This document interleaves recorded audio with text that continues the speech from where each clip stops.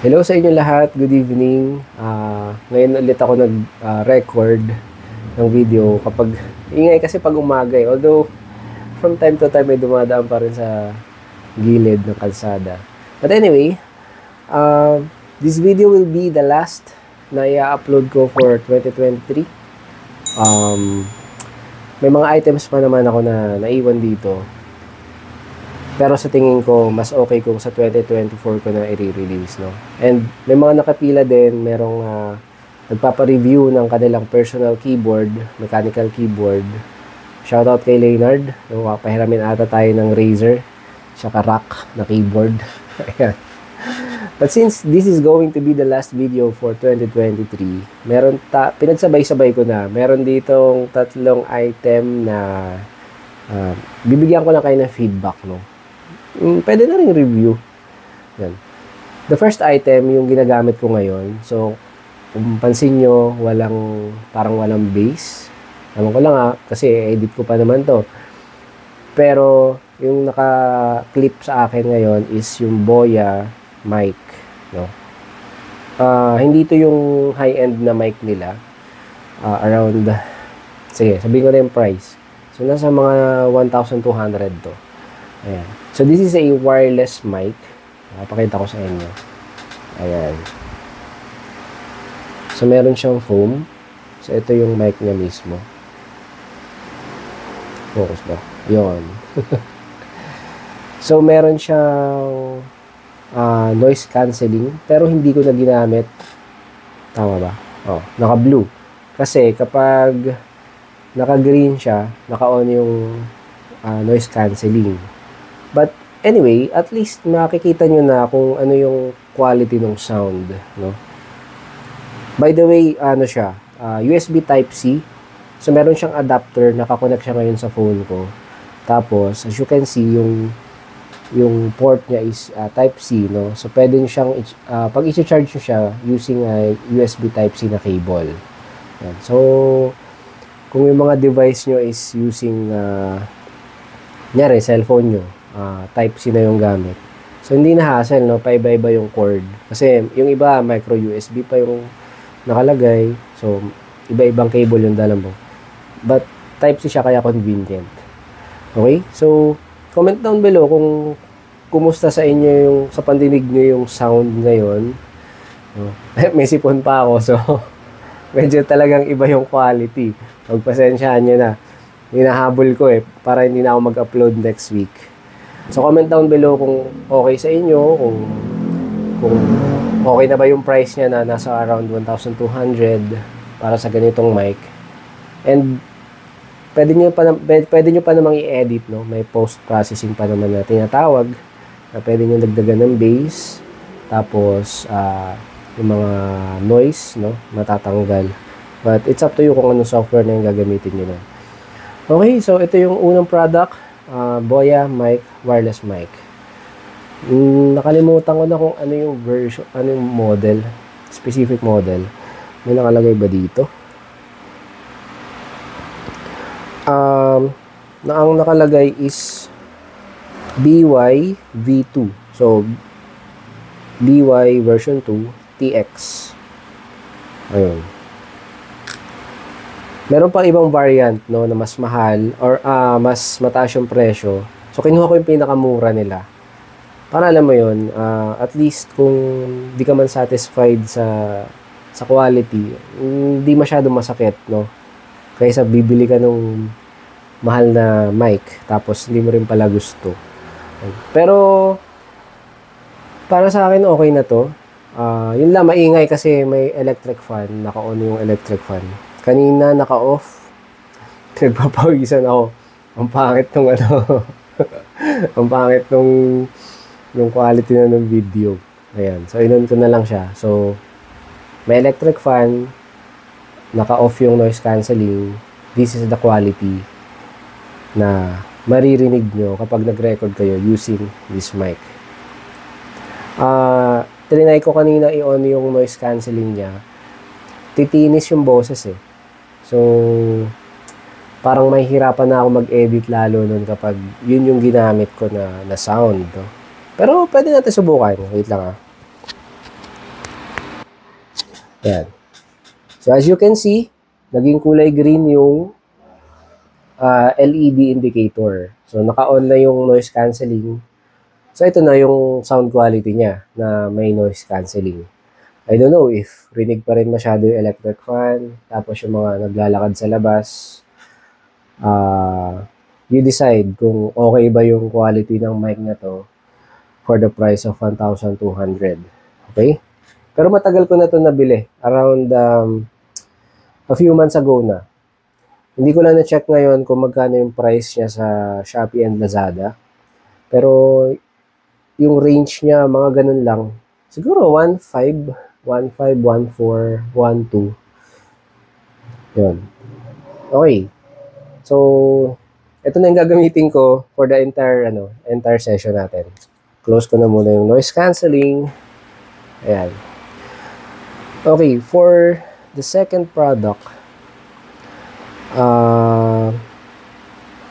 i-share ko sa inyo kung ano yung ginagamit kong charger for more than a year. 1 year and 1 month.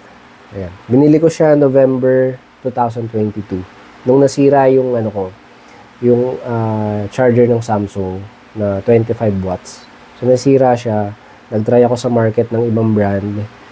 And na-curious ako kung ano yung quality na kayang ibigay ng power delivery na charger na to. So, ito yung Baseus na GAN 5 Pro fast charger. Ayan. Ang liwanag. Hindi makita. Okay. Ayan siya. So, this is a 65 watts na charger. Compatible siya sa Samsung na merong 45 watt fast charging. Ito yung pinaka-itsura ng unit. So, of course, di ko na siya ma-unbox kasi mahigit 1 taon ko nang ginagamit. Papakita ko sa inyo. Ito. Ayan.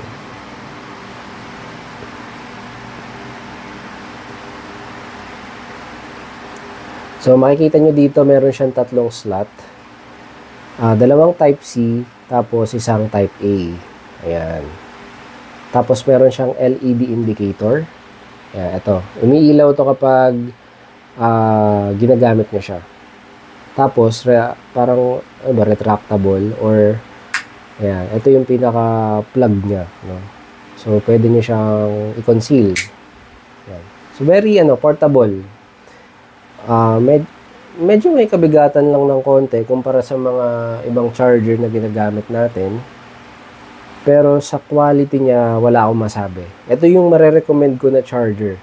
So, ginamit ko siya for more than a year with my Samsung S22 Ultra. Na-try ko din siya sa Note 20 Ultra.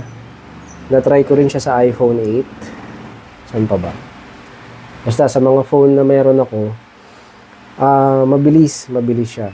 So, ganito yung experience ko. Ginamit ko yung 25 watts noon ng Samsung charger. So, ang lumalabas sa phone is fast charging, of course. Tapos, kulay green yung umiikot. Pero nung ginamit ko to, naging kulay light blue yung circle. Yung charging indicator sa phone ko.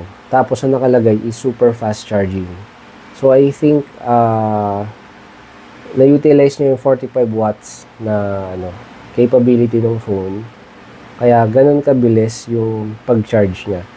So, overall, sa 1 year na ginamit ko, wala naman ako naging problem sa phone, no?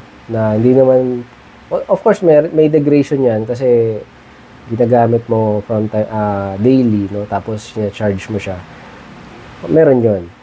Pero yung malalang problema na masyadong mainit o kaya nagkakaroon ng nagsaswell yung battery up to the point na ipupush niya yung case. No?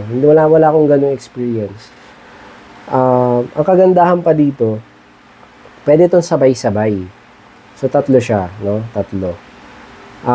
Let's say, super fast charging yung isang phone na nasa Type-C dito sa number 1. Yung number 2, fast charging din yan. Tapos, yung USB Type-A, fast charging din yan. So, unlike sa mga ordinary charger na kapag pinagsabay-sabay mo na, meron dyan 4 yung slot, meron 3. Pero pag nilagyan mo siya ng pare-parehas na phone at nagsasabay-sabay sila mag-charge, parang parang ini-equal niya yung distribution ng power. Medyo babagal yung pag-charge niya. Although sabay-sabay sila nag-charge. Pero dito, sabay-sabay silang nag-charge according dun sa maximum output na kaya niyang ibigay doon sa phone. Kasi okay lang naman, let's say 100 watts yung charger mo, tapos ang capability ng phone mo is 45 watts. Hindi naman papasok yung 100 watts doon kasi i-regulate naman siya ng phone. So, yun lang, hindi mo mai-utilize yung remaining power na kaya niyang ibigay. But at least mama-maximize niya yung capability ng phone mo na 45 watts yung kaya niyang kunin dun sa sa power brick, no? So yun, nagamit ko din siya sa laptop, sa Dell laptop tsaka sa Lenovo. Basta meron type C na, meron ba akong example dito? Wala eh. Pero basta yung laptop merong type C na connection, pwede kayong gumamit ng cable. Nandito rin ba yung cable ko? Ano ba yan? Wala. Ganito siya. Ganito na lang. Ayan. Basta type C. Hindi siya ma-focus. Okay. Yan. Basta type C. Kaya niyang ma-charge yung laptop kasi 65 watts naman yung kaya niyang ibigay. Okay? So, very convenient kapag may time na nalimutan ko yung charger ng laptop ko. Pero dala ko to. So, na-charge ko siya. Nagamit ko yung laptop. No? So, okay na okay to. Yan. Ang price niya, kapag hindi sale, na around 1,800, mga ganun. 1,618, mga ganyan. Pero pag aabangan nyo naman yung mga sale o kaya merong price drop, nasa 1,200, 1,300. Yan. So, much better abangan nyo na lang yung mga promo nila from Bayshus. Tapos, samahan nyo pa ng mga voucher sa mga expert sa sa online shopping. Yan. Para mas makamenos kayo. Pero ito, masasabi ko na okay yung power delivery na to ng Bayshus 65 watt Gun 5 Pro. Ayan. Okay, what's next? Last one. Kung ano talaga yung mga pinagbibili ko eh. This one, charger din siya, pero wireless naman. So, kanina, ito, wireless mic. Ito naman, wireless charger. So, ang brand niya is EYD. Ayan. So, 15 watt quick charge. So, meron siyang LED indicator. So, magiging blue yan kapag naka-plug siya sa outlet tapos may nakalagay na phone. Ayan. So, ito yung dito nyo ipa-plug yung USB cable. So, example. Ayan. Type-C din siya, Type-C din. So, yung mga item na meron ako, puro Type-C usually. So, para at least, universal na yung cable na ginagamit. Hindi na ako papalit-palit. Okay, so ganyan. Naka-plug siya. Then, for example, dito sa ating charger, plug natin ganyan. Yan. Okay, so nakadepende siya. So, let's say, explain ko lang kasi baka ma-misinterpret or 15 watts yung capability niya na wireless charging. Pero, depende doon, nakadepende pa rin yan doon sa power brick na i-connect nyo sa kanya. So, let's say, ito, compatible to. Kasi 65 watts yung kaya na itong ibigay. Ang kaya niyang ibigay, 15 watts papunta dito. Pero, kung gagamit ka ng mga class A na charger, mga walang rating, Kaya advice ko sa inyo, check nyo mabuti kung may rating yung, or at least may brand naman. Kasi especially na you're dealing with your phone's battery, no? Kasi meron mga nabibiling ganun yung mga class A na baterya. Lalo na sa iPhone, yung maliliit na parang square lang na charger. Ayan, mga class A. So yun.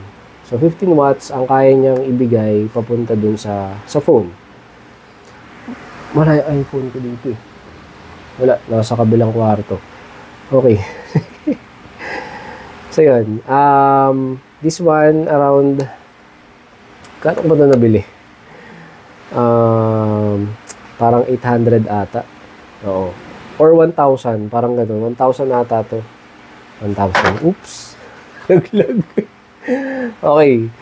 Yun. So, 1,000 siya. Pero, check nyo pa rin from time to time. Wala akong mahanap na ibang brand eh. Ito yung nakita ko na parang pinaka-okay yung rating tsaka review niya. No? And so far, nagamit ko na rin siya. Okay na okay din. Yun nga lang, kasi wireless charging, mas mabagal siya compared sa direct na nakakonekta via USB Type-C. But of course, kung let's say, nabasa yung phone nyo at hindi nyo pwedeng i-plug yung cable sa USB port, no? Especially sa mga naka-ultra, no? Bawa naligo kayo sa pool. Pag ahon nyo, hindi nyo pwedeng i-plug yung charger dun sa USB port. Pero pwede nyo i-charge using wireless charging. Yun na nakita kong parang practical use niya. Kapag nabasa yung port, hindi mo magagamit, tapos kailangan mo siyang i-charge, ito yung gagamitin mo. Mag-aantay ka nga lang, mas matagal. From mga 50% power to 100%, aabutin ka ng mahigit 1 oras kapag gamit to. Nga na, wireless kasi siya. So, hindi rin madaling masira yung USB port kapag wireless kasi ipapatong mo lang naman siya. Okay, so ito yung ito yung mga last item na present ko for 2023. And maraming salamat sa mga nanonood. Thank you very much. Napansin ko medyo mas dumadami na yung nagsusubscribe tsaka nanonood din. Nakikita ko sa analytics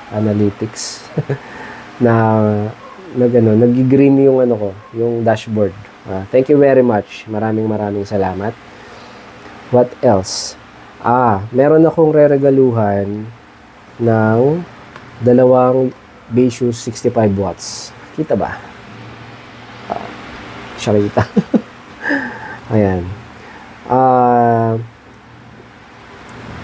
Hindi to raffle hindi to raffle. Meron na akong pagbibigyan talaga. Okay? So, and I think na may utilize nila to para sa kanilang phone. Ayan. Parehas silang ultra user. Mas maganda yung phone nila kumpara sa akin. And happy naman ako na naging ultra user sila. So, ito yung gift ko sa kanila, Baka January ko na to mabigay kasi hindi na kami nagkikita-kita ngayon. Ayan. So, magkaibang kulay. I hope sana magustuhan nila to, Ayan. Yung isa nakuha ko around 800 lang. Hindi ko alam ba't ganun. Gusto ko nang buksan eh. Parang nagdududa ako pero mukha naman legit siya. Hindi, dahil sa voucher na taon tapos may sale around 1,100 ata tapos may points pa na minus pa, ewan ko, basta 800 ko lang siya nakuha, 800 plus. Ayan. Tapos last one, meron din tayong pagbibigyan ng pop mouse. So request niya to. Mahilig siya sa purple, violet, basta ganitong kulay. Ayan. Ibibigay ko sa kanya rin ito. And sila yung napili kong bigyan because of their support and may way of saying thank you na rin, sa kanilang tatlo. Ayan. Okay, so gusto ko na nga ibigay pero sa ano na lang, sa i-schedule ko na lang yung pag-deliver. Tapos sa mga hindi ko pa nabigyan ng sticker, mga na-promise ko na bibigyan ng sticker, magpapagawa pa kasi ulit ako. And syempre, may holiday, no? So medyo madami yung mga nag-order din na nagpapagawa. So baka January ko na makuha yun. So January na rin ako mamimigay. No? Pasensya na sa mga hindi ko nabigyan ng sticker agad. Okay, so that's it. Again, thank you. Thank you very much sa lahat. Sa nanonood ngayon, please like the video. Subscribe ka na rin kung di ka pa nakasubscribe para kapag meron tayong may bago tayong video na ni-release ay mano-notify ka on my Facebook, tapos sa YouTube na rin kasi primary ko talaga yung YouTube. Pero kung alin ang mas mabilis na mag-grow, sabagay, sabay ko pa rin naman yung minamanage. So, ingat lahat. Especially na matatapos yung taon. Ingat tayo sa disgrasya, no? Tapos, pahinga from work. Para makabawi man lang din ng pahinga. And magawa yung mga importanteng bagay na dapat gawin or tapusin before 2023. So again, thank you very much from the bottom of my heart. Thank you, and don't forget to comment your feedback regarding this microphone, no?